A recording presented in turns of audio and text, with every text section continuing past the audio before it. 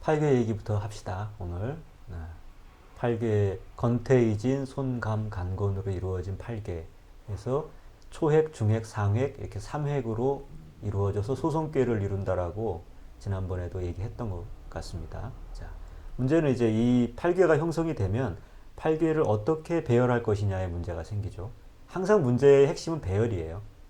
배열의 방식, 배열하는 원리 이런 것들을 이해하는 게 그 자체를 그 구조 자체를 이해하는 것이고 이제 구조가 우리가 얘기했던 바로 그 상에 해당하는 모양이고 또 구조의 부분들 간의 연결의 관계 그 연결의 값들이 수에 해당한다고 보면 되기 때문에 이제 중요한 것은 팔괘에 있어서는 팔괘의 배열입니다. 그리고 팔괘의 배열이라는 것은 대표적으로 두 가지 종류의 배열을 가지고 있죠. 선천팔괘와 후천팔괘 이렇게 해서 선후천팔괘도라는 두 개의 이제 다이어그램으로 이제 형성이 되어 있는 거죠. 그리고 이제 이것들이 어떻게 이런 배열을 갖게 되었느냐를 설명하려면 하도와 낙서에 대한 이야기를 이제 할 수밖에 없습니다. 그래서 하도와 낙서는 수로 이루어져 있는 도상인데 이 수로 이루어져 있는 그림들에서 바로 이 팔괘로 이루어져 있는 선우천 팔괘도가 나왔다. 이것까지 이해하면 되는 것이고요. 먼저 하도 낙서부터 설명을 하는 게 순서예요. 하도 낙서에서 그 다음에 선우천 팔괘도가 나왔다. 라고 익히 이제 알려져 있기 때문에 하도와 낙서는 여기 괴의 모양, 즉 상으로 이루어져 있는 것이 아니고 수로 이루어져 있습니다. 특히 이제 하도 같은 경우에는 정방형, 정사각형의 반듯한 모습으로 이루어져 있는 그림이죠. 그리고 낙서는 그와는 다르게 이제 사정방과 사우방, 다시 말해서 팔방으로 이루어져 있는 이제 도상입니다. 그래서 통상적으로 이해하는 것은 하도가 먼저 있고 후에 낙서가 있었다. 그래서 선천팔괘는 하도로부터 나오고 후천팔괘는 낙서로부터 나온다. 이렇게 이야기합니다. 하도는 그림을 살펴보면 이제 정방형으로 반듯하게 되어 있기 때문에 사실은 5개의 부분으로 되어 있습니다. 중앙에 5와 10이 있고 그리고 북쪽에 해당하는 아래쪽에 1과 6이 있고 남쪽에 해당하는 위쪽에 2와 7이 있고 동쪽에 해당하는 왼쪽에 3과 8이 있고 서쪽에 해당하는 오른쪽에 4와 9가 있죠. 두 개가 같이 있어요. 숫자가 두 개씩 짝을 지어서 같이 있습니다. 이걸 잘 보면 바깥에 있는 숫자들을 제거하고 보면 안에 있는 숫자는 5, 1, 2, 3, 4로 이루어져 있다는 걸 알 수 있어요. 그래서 지난번에도 얘기한 것처럼 수라는 게 1부터 하나부터 5까지가 먼저 수의 근본을 이루고 그 근본에서부터 다시 하나씩 더해져서 그 방향을 달리해서 더해져서 오면 6부터 10까지가 이루어져서 전체 수 하나부터 10까지가 이루어진다고 말씀드렸잖아요. 그래서 손가락으로도 그 얘기를 했는데 하나, 둘, 셋, 넷, 다섯이 있고 거기에 다시 덧붙여져서 6, 7, 8, 9, 10 이렇게 해서 하나부터 열의 수 안에 3개를 담는다. 이제 그것이 역의 수다. 이런 말씀을 드렸는데 하도 같은 경우에는 그게 이제 2차원 평면에 그려진 거죠. 그래서 가운데 5이 있으면 전후 좌우에 1, 2, 3, 4가 있습니다. 그리고 그 바깥쪽에 다시 5에 1을 더한 숫자들인 6, 7, 8, 9이 있고 중앙에는 5에 다시 5을 더한 10이 있는 거죠. 수학적인 표현을 쓰면 재밌어요. 뭐냐면 모드라는 그 수학의 기호가 있잖아요. MOD 모드. 그래서 이제 하도는 모드 5에 해당하는 그림입니다. 그래서 중앙에 모드 5를 놓으면 모드 5에 10도 모드 5니까요. 같은 합동이 되니까. 그리고 아래쪽에 16, 위쪽에 27, 좌측에 38, 우측에 49 전부 모드 5에 1, 2, 3, 4에 해당하는 거죠. 그러니까 5이라는 수로 이루어져 있고 그 5을 이루고 있는 1, 2, 3, 4가 이제 한 번 배치되고 다시 반대 방향으로 배치되었다. 이렇게 이제 하도를 이해하면 쉽죠. 그리고 이제 이 하도의 모양은 그대로 우리가 고 태극도에서 말하는 그런 태극의 모양을 그대로 갖추고 있어요. 그래서 이제 양의 기운이 위로 올라가고 음의 기운이 밑으로 내려가는 그 태극도의 무늬의 모양이 그대로 하도 안에 갖춰져 있다는 걸 우리가 알 수 있습니다. 그것은 여러 가지 설명으로 가능하지만 이제 제일 쉬운 설명 중에 하나는 이걸 거예요. 우리가 이제 규포에 대해서 많이 얘기를 하는데 해시계에 대해서 해시계가 1년 동안 그리는 그림자의 길이를 따라가면 그게 그대로 고태극도의 무늬를 그리고 있다라는 걸 알 수 있는데 그때 그 고태극도에서 그려지는 그 태극 무늬 안에 담기는 그 낮밤의 길이라든가 일조량 이런 양적인 것들을 가장 단순화시키면 그러면 이제 하도의 그림 안에 담을 수가 있습니다. 자세한 설명은 나중에 할 기회가 있을 텐데 이제 그렇게 이해하면 하도에 대한 이해가 쉽죠. 그리고 우리가 이제 하도는 결국은 무엇이냐면 선천팔계도를 낳는 하나의 큰 그런 그릇과 같은데 여기서 이제 선천팔계도가 튀어나오거든요. 어떤 방식으로 나오냐면 팔계의 배치가 그대로 하도의 배치를 따라가는 겁니다. 그래서 이제 위에 이칠화의 자리에 건괴가 있고 아래 일육수의 자리에 곤괴가 있고 그리고 좌우측에 삼팔목과 사구금의 자리에 거기에 감리괴가 이제 놓이게 되죠. 동쪽에 리괴가 놓이고 서쪽에 감괴가 놓이고 이렇게 해서 소위 말하는 사정방괴라는 것을 완성하게 돼요. 8괴 중에 건곤감리라는 네 가지 괴가 사정방괴에 해당하거든요. 우리나라 태극기에는 그게 이제 사우방에 배치가 되어 있는데 본래는 그 네 개의 괴를 사정방의 괴라고 하고 이제 하도의 원리에 따라서 그대로 8개의 동서남북에 배치를 하는 것입니다. 그리고 나서 이제 나머지 사우괴에 해당하는 진손, 간태의 괴들이 이제 비록 하도에는 간방의 위치가 없지만 하도가 8괴를 낳으면 이제 간방, 사간방의 위치에 4개의 괴가 그런 방식으로 배열이 되는 거죠. 이제 이 배열은 무엇을 얘기하냐면 서로 마주보고 있는 괴들끼리 완전히 동일한 3차원 입체 공간에서의 반대값을 가져요.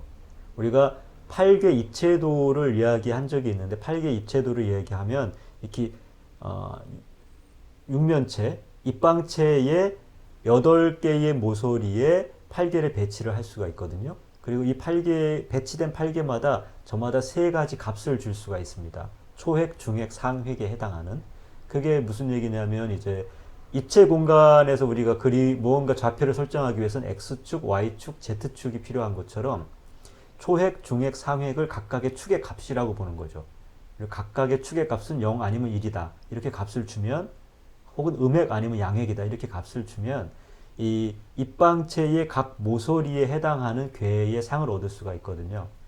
그런데 그렇게 해서 얻은 괴의 상이 건괴 같으면 이제 x, y, z축 각각에 다 1의 값을 주는 것이고 공괴 같으면 x축, y축, z축에 모두 0의 값을 주면 이제 서로 완전히 반대되는 3차원 공간에서 완전히 x, y, z축의 값이 반대인 값을 갖게 되는 거죠. 그런 식으로 우리가 8개를 입체적으로 공간에 배치해 보는데요.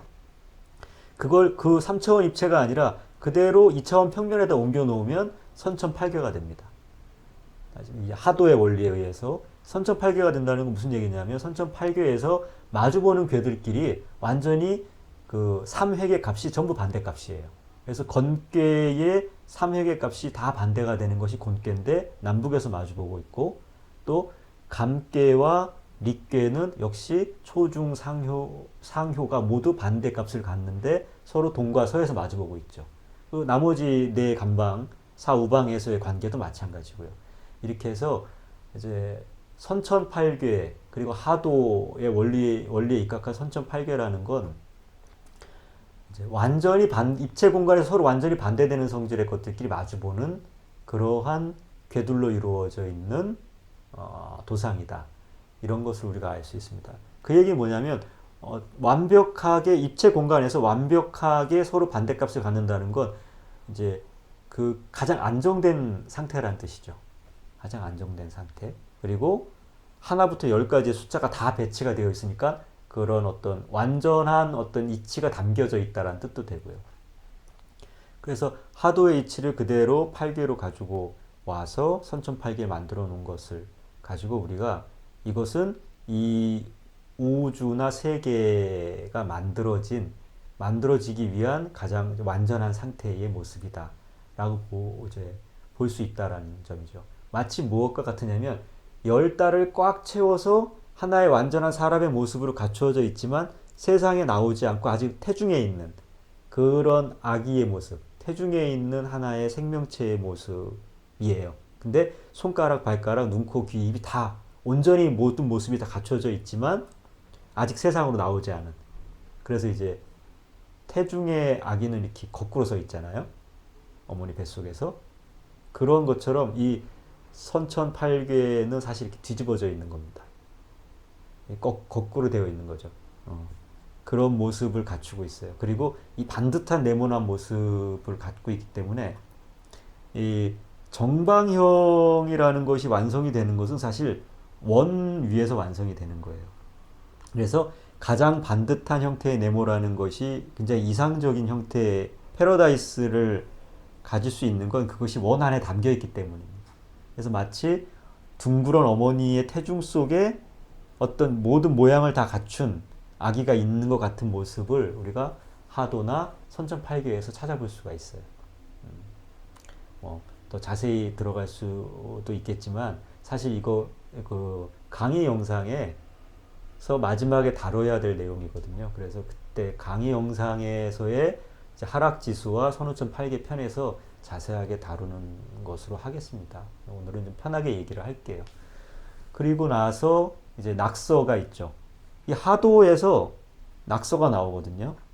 낙서의 가장 큰 특징은 하도에서 둘씩 쌍으로 있었던 숫자들 중에 하나의 숫자가 각각 사이사이에 끼어서 이제 8개의 모를 이룬다는 거죠. 팔각형을 이루는 것입니다. 그리고 그대로 그 팔각형의 자리마다 괴가 들어가서 후천팔괴가 되는 거예요. 또 이제 또 하나 큰 특징은 하도에서 하나부터 10까지의 수를 다 가지고 10수가 완성된 상태의 모습을 가지고 있었다면 낙서는 1부터 9까지의 수만 써요. 10이란 숫자가 존재를 하지 않아요.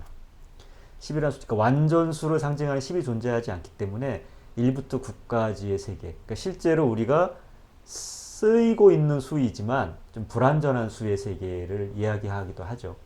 그러니까 하도가 하늘의 모습을 상징한다면 낙서는 땅의 모습을 상징한다. 이런 표현도 많이 쓰는데 이제 그런 것들에서 그런 것들이 10이라는 숫자가 낙서상에 없기 때문입니다. 근데 낙서상에는 10이라는 숫자는 없지만 보시면 아시겠지만 중앙의 5를 제외하고 마주보는 수끼리의 합이 언제나 10이에요. 그래서 10이 형태를 갖지 않고 오로지 작용으로만 존재한다 라고 해요. 그래서 하도에서는 10이 체를 갖췄다면 낙서에서는 10이라는 숫자가 체로서는 사라지고 오로지 용으로서만 보이지 않게 움직이는 작용을 해준다. 그래서 1부터 9까지의 수만이 있다. 그리고 이제 1부터 9까지의 수가 있다 보니까 각각의 수가 들어가는 자리에 따라서 자연스럽게 구궁이 그 모습을 비로소 드러내게 됩니다. 그래서 8개 뒤에 구궁이 오는 이유는 8괴가 어떻게 움직이는가를 보려면 8괴의 운영 시스템 같은 게 구궁인데 이제 이 구궁의 모습이 한 번에 드러나는 건 이제 낙서에 와서 비로소 우리가 알 수 있는 거죠. 그래서 이 운영 원리의 측면, 용의 측면이 드러나기 때문에 그대로 후천팔궤도로 이어져서 가게 됩니다. 후천팔궤도는 선천팔궤도와 가장 큰 차이가 있다면 선천팔궤도는 서로 마주보는 궤들끼리 이 세 축이 모두 3차원 공간에서 모두 반대값을 갖는 것이라고 말씀을 드렸어요.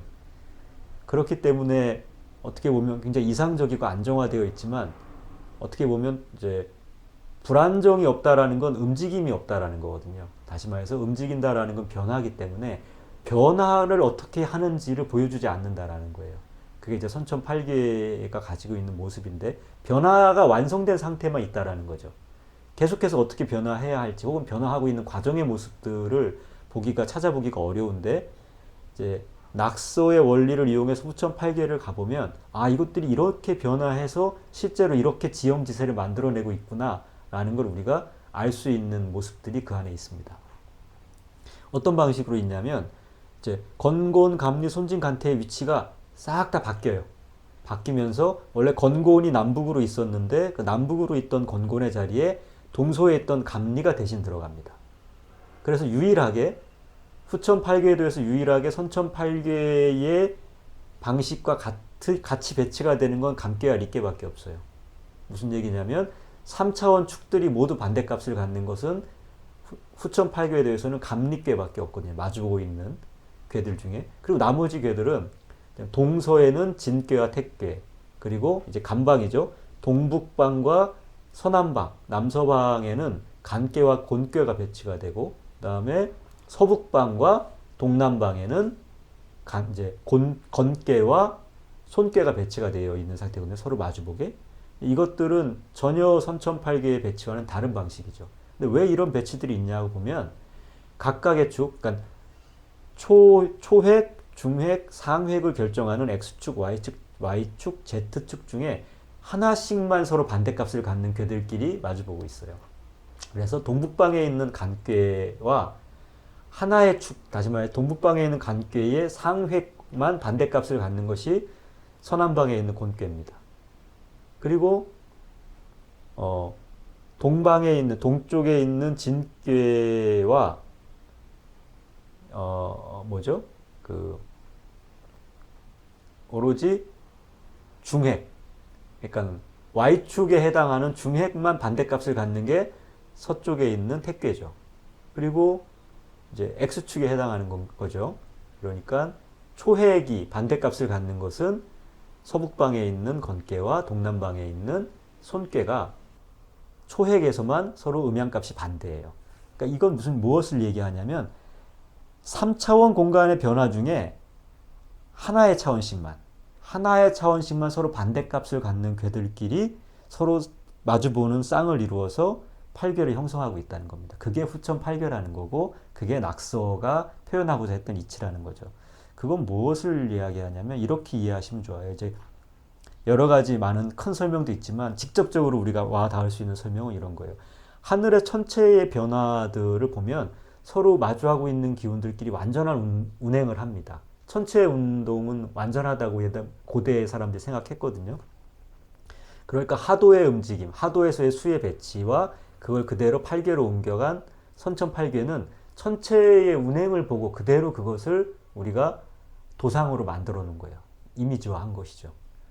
근데 반면에 이것이 우리 지구상에 우리가 살고 있는 이 땅의 이 표면에서는 그대로 이것이 이루어지지 않는다라는 사실을 사람들이 이제 알고 있는 거죠. 근데 왜 이렇게 하늘의 이치가 땅에 내려왔을 때는 더 많은 복잡한 변화나 불규칙함, 변수들을 많이 가지고 있는 것인가를 이제 그것을 고민해서 그 변화의 수를 이제 표현해낸 것이 낙서의 원리이기도 하면서 후천 8계의 원리이기도 합니다. 그러니까 현실에서의 왜 현실은 이상적이지 않은가? 왜 현실은 우리가 파악한 원리대로 움직이지 않는 다양한 변화들이 드러나나? 라는 걸 보는 건데, 일테면 이제 간계와 택계 아니죠. 간계와 곤계는 왜 하나의 짝으로서 우리가 표현되어야 되지? 진계와 택계가. 그리고 건계와 손계가 왜? 이러면 이것들은 현실에서 펼쳐졌을 때 이런 것과 같아요. 이제 태양 에너지가 지구상에 내려오고 이러는 것들이 하도에 들어와 있다면, 그러니까 에너지 자체가 지구상에 어떻게 동지에서부터 하지를 거쳐 다시 동지로 가는 동안에 에너지의 양이 늘어났다 줄어났다 하는가를 표현하는 게 하도라면, 낙서는 그 에너지가 실제로 어떤 작용들을 변화를 일으켰냐를 보는 건데, 이제 이를테면 그런 거죠.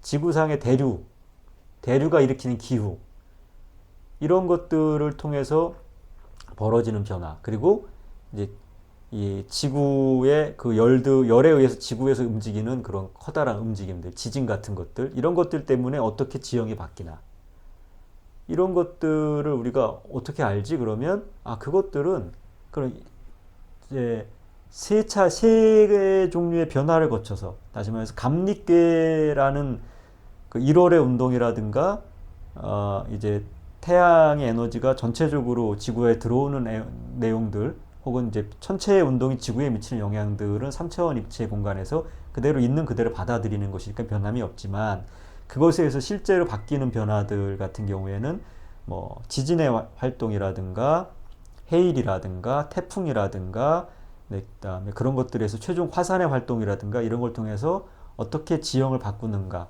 이런 문제들에 오면 그것들은 순차적으로 벌어지고 있다라는 거죠.